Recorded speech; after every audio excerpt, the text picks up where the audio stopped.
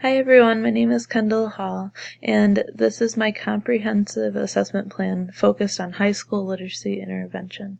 The intended outcomes of my comprehensive assessment plan is to provide students with the intervention that is needed to support their literacy needs.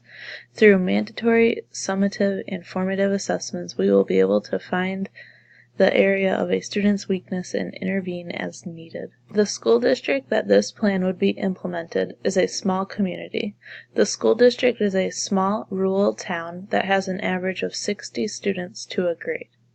This is a central school district where all the elementary, middle school, and high school are all in one building. About 1/4 of the student population has an IEP or 5 or 4 in place. The education model is inclusive practices mixed with co-teaching and a consultant teaching.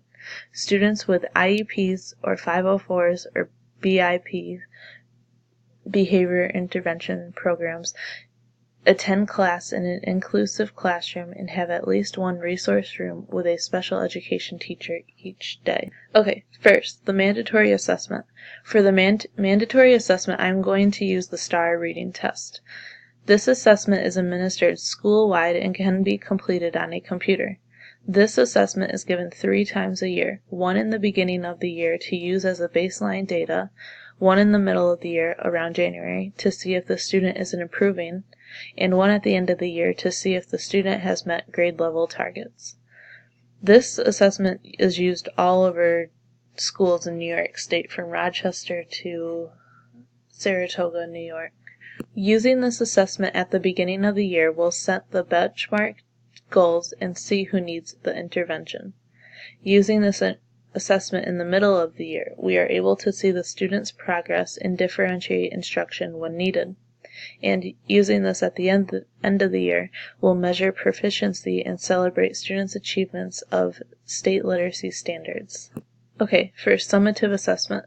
Through the use of unit tests, quizzes, midterms, and finals, students are able to show understandings of the topics previously studied.